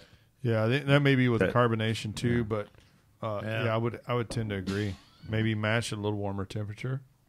Yeah. I think I did this at 152. Might try to do it at 154. Yeah. And instead of doing quarter teaspoons, I might do a half teaspoon with the I spices. wonder if a little bit of lactose wouldn't help too.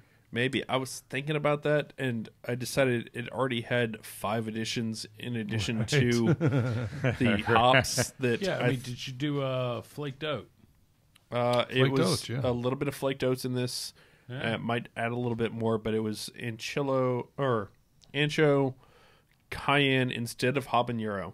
Because that's what the original recipe I adapted it for was habanero instead If you of can cayenne. find some Scotch bonnets, I mean, just a little bit. No, more you're going to get a lot of zing. heat from cayenne. Yeah, and that's what I was Yeah, afraid of was the cayenne's- cayenne is yeah, just kinda straight heat, no overpowered. flavor.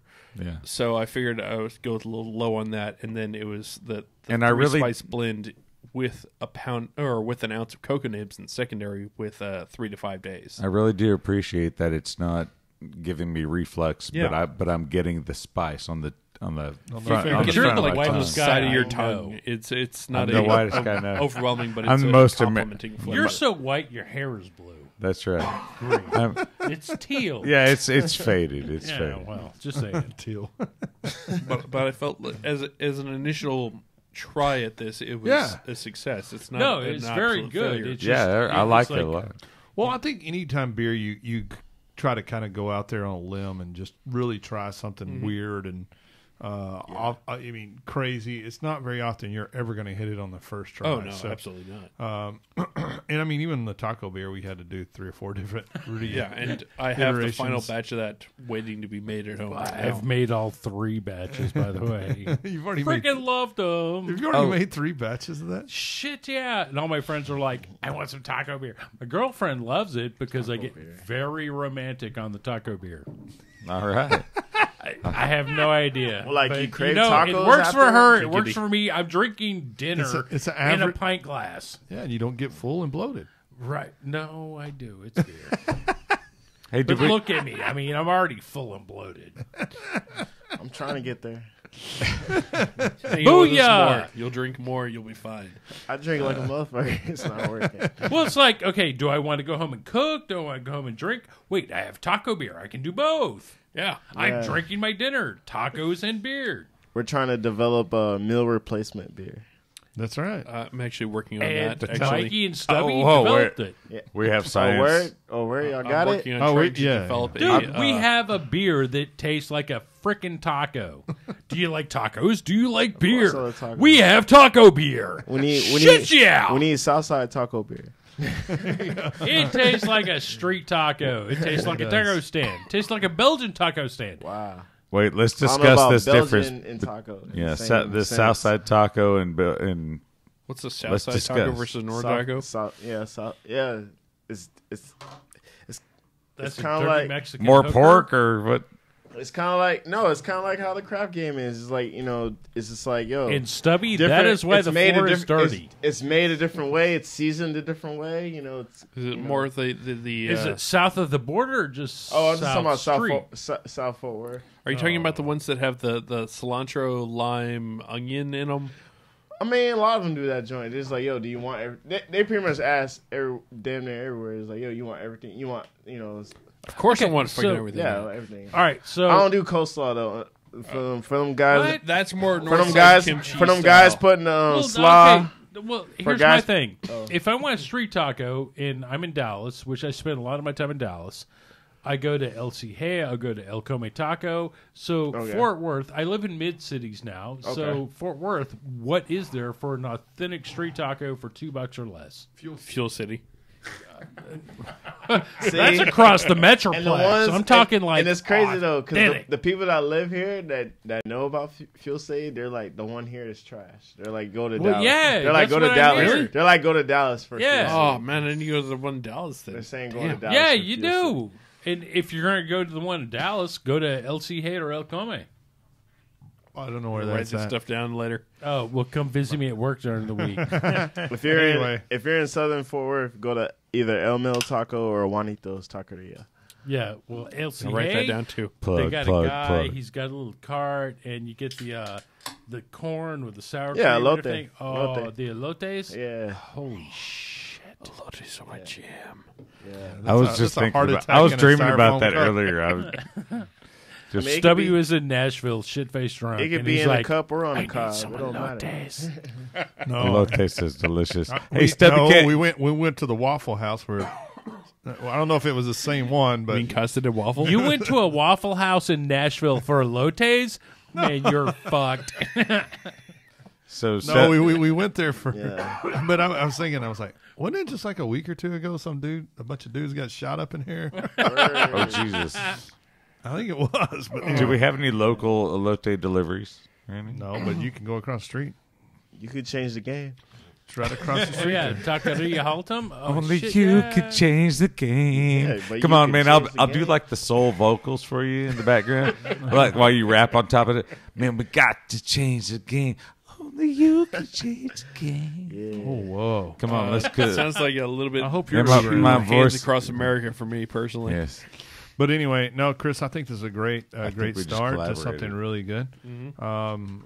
There's nothing that I disliked about it, but that's always something that, we always talk about recipe development, and I think that's really important because we all want to do that, and we all have to remember you're never going to make that. If you really want to develop something really awesome or something different and something, you've got to do. I mean.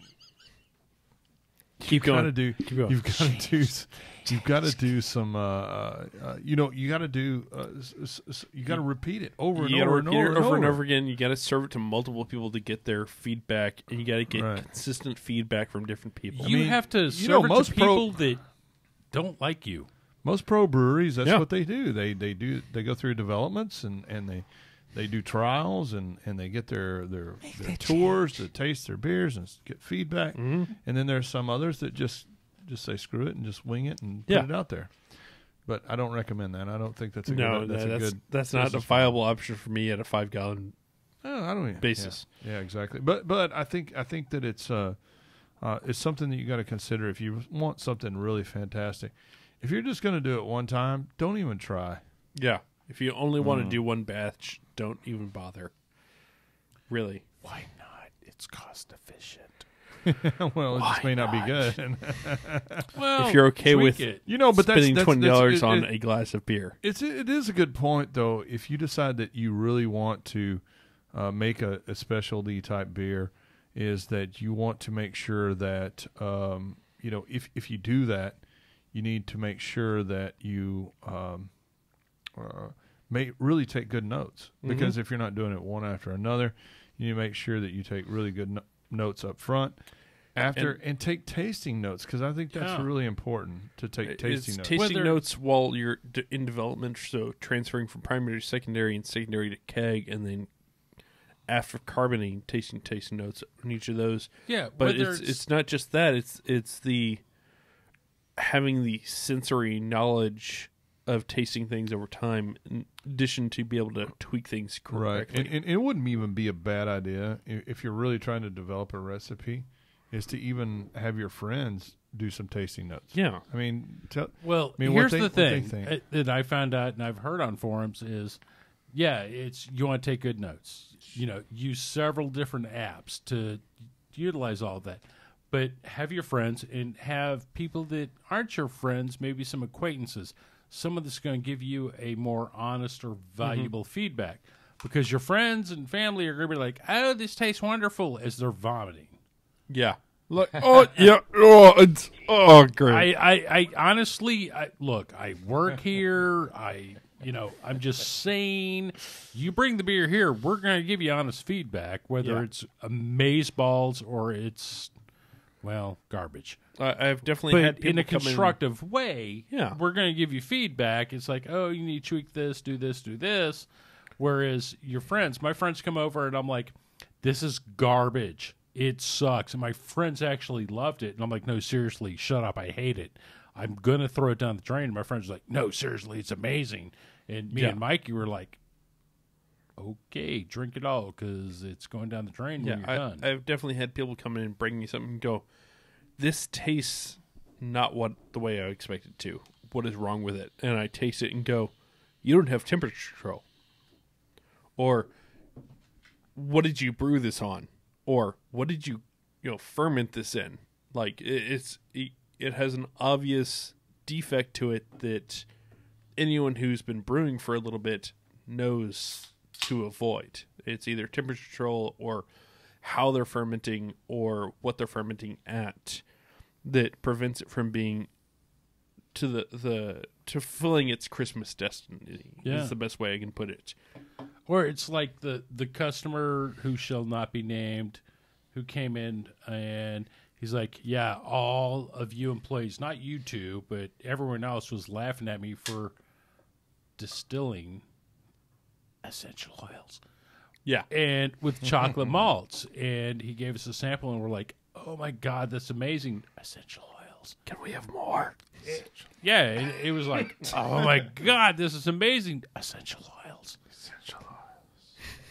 Yeah. It's one of those things that unless It's you something you have rub your meat experience with tasting certain flavors or Oh, if I was Ron deciding Jeremy, I outside would the have mile. rubbed my essential 11 inches on my essential junk oils. and licked it off gladly. Whoa. It's a Essential. little bit it was, dirtier have than you this ever podcast had normally goes chocolate for. whiskey? Yes, it is. It was amazing. I still have some left at That home. I'm sounds good. savoring it. And you have the recipe. Hey, he I was. do have the recipe. Hey, the guy that gave that to you, he was actually a pro distiller. Is he really? What? Yes. Yeah, he's a pro distiller. We didn't know that. Yes. We thought he was just some hick from the He backwoods who brought us discovered a this fifth something. in a brown paper bag, and he was like, I was like, if it's really that good and you wanted to bring a sample, he's like, hold on, follow me out to the truck, and he handed me a fifth, and I'm like, No, he's a professional distiller. He sells that. oh my God, I we need know to the find name. what label he sells that under Yes, besides buy it that was amazing. every week. Yeah, he is. He's. I can't remember the name of the distillery. I think he's in Houston or something. I don't know. I remember his name, but he was. I remember his name too, and I have the recipe hidden away somewhere that I don't share with many people. So when you say many people, you mean outside, Like outside of this room, right? Outside of this So- room, two So people know it. everyone's going to get it tonight in this room, Strange. but outside of this room. I don't carry that with me. That's in a safe somewhere, sir. Well, guys, I think that tried. we had a really good. Oh, and with the Grainfather, sorry to interrupt you, Stubby, but with the Grainfather, you can buy the distilling option to make your own distilled water and essential oils. Yes, Wink, wink, wink. Yes, you can. If you are in a county, state, territory, etc., that allows for County, distilling state. legally, a which they federal have law, the sir. accessories that United- go for it. Yeah, County, United state, Kingdom territory. and New Zealand. If you want to get the licensing, go right ahead. It is worth it if you can produce enough to justify it. Yeah, well, and unfortunately, it is a federal law. So Yeah. It's last I checked, it was $1,100 to produce distilling for yourself if you can get approved in the Tarrant County in Texas. 1,100 is not bad. Yeah, it's really not bad if you can produce enough to make it worth your while. I'll to probably drink experiment. about $3,000 worth of booze a year. I think I could, yeah, easily. I think I could do that in a month. But I mean, If you can make Tillermore do, you'd drink it every day, right? Oh, Telemardu. Well, Absolutely, and I I'd could have it on sell draft. and- The Telemardu. Well, that's the thing. It's only for yourself. Anyway. but, I walk one outside and final it's a little nice thing Telemardu on my lawn. on Grainfathers All right, is Pete. if you have not considered getting if you are already brewing and you have not bought a Grainfather for yourself, follow the Grainfather users group on Facebook. There's all kinds of amateur questions, advanced questions, medium questions, and then people doing things that you look at and go, why would you do that with a brewing system? Questions on that group, including using it as a double boiler to make your own cheese. Yeah, somebody was Oh, mentioning that yes, earlier about nice. cheese. You can make cheese with it. I saw that 2 days ago, and I went, why would you do that? You're going to destroy your Grainfather. And then I realized they were using it as a double boiler. And I'm like, that's freaking brilliant. Why didn't I think of that? Yeah, I think Tanner Marshall just mentioned that. Yeah. You can make cheese in it, too. Anyway, It's a very utilitarian and I mean, I device. really hate this because it sounds like a Grainfather commercial. It's really not. We're not paid by them, or We're just we're fans. not. We're not. They don't give us any money, and all of a sudden I sound like I'm in a guitar amp. But It really is a good little piece of equipment, and I can't say enough about it. And it's really, I would endorse it in a hurry. Well, it's to really good thing. reiterate you and to back you up, it's one of those things. I thought it was a fad. I was happy with my little system. Had it down to a science, and I saw the guys here using it. And I'll be honest, Stubby, I started working here, so I get the 25% discount. Oh, you're not supposed to tell people. how much Okay, I give you so I discount. got the employee discount, which is for 2.5%. But whatever, I started working here because I enjoyed coming here. I always felt like Norm from Cheers, and it's a product, and I believe in it. Y'all believed in it, and now I'm hooked. All right, So in man. closing. Well, where is closing? I can't find it. Well, All right, I'll so tell thank you for joining us this in evening. Future episodes coming up, we'll have our Turning Point in the IPA clone experience. We'll have the Collective Brewing back in studio to talk about national notoriety they received from their Peeps and Glitter beer. That was good. That was actually good. Was I it had good? I had it. It was Okay. good. Yeah, we had it out there, And didn't we, to Joe? help us discuss adding fruit and more to beer. So I got a question. Did it make your poop glittery? I That's what don't. I was waiting for you it, but I didn't check? see it. Well, I have Check. I have a follow up question. Do y'all all like just look at your doo doo after? or Well, what? actually, that's from Fatal sometimes. Attraction. If you look at your doo-doo, you're insecure. But That's I what Sharon guess, Stone said, so I'm just saying. but I guess no, I didn't notice any glittery So paper. you're not insecure. So who did notice glitter poop? but Insecure pricks. Well, it certainly wasn't me. If you're I guess we're also listening and gonna- you experienced that, please contact. Info Please, at please get in texasbrewing.com. touch. Please contact Patreon. Again, please be sure to check out our Patreon account at patreon.com/comeandbrewiradio to help support the show. We have $2, $5, and $10 and $20 options because every little bit counts. Plus, we want to reward you helping keep the show going and improve it because, Jesus, we need a lot of improvement. Get a new shop. Needs new flows. But we make it through, and Yeah. we're gonna have some fun with Joe. So y'all stay tuned for that Patreon. Yeah. In fact, we listeners. will literally reward a lucky Patreon listener with every live show and have a random drawing for the names for $5, $10, and $20 patrons for a prize at the end of every month. You just And so- for a lucky patron, you can put new floors in our new shop at no charge to us. No, but we really do appreciate everything you do, and we're going to be coming out to NHC this year. So I think it's me and Greg, Brandon, and Nigel. Joe. So if you guys have some cool parties to go to or if events, just hit us up at info@texasbrewinginc.com and let us know what's going on out there, and maybe we can show up at your event. turn up. And maybe talk a little bit about some homebrew. But anyway, give us thank you guys for tuning in tonight, and until next time, come and brew it. come and brew it. And Come and brew it. don't forget to check in on our brewing pages if you get a chance. There you go. It's at Brew with Stubby, at Brew with Brando, at Brew with Mikey B, at Brew with Chris, Brew with Greg, and Brew with Nigel. There you go. Party on, Wayne. Come and brew it. Come and brew it. I'm gonna brew it. That was like Let's go and drink it. I was a little more. I was a little more. I was a and little drink it. premature there. Party on, Wayne. It happens, 1 in 5 if you believe it. We did it. That was fun. It was fun. We were a little disorganized tonight, but It was Honestly, not horrible. y'all are more organized than I thought. You know what I'm saying? Like, especially when the papers come out, I was like, yo, okay, it's just real. You got a script? They're like, yo, it's just real. we've been doing this for 3 freaking years. Yeah.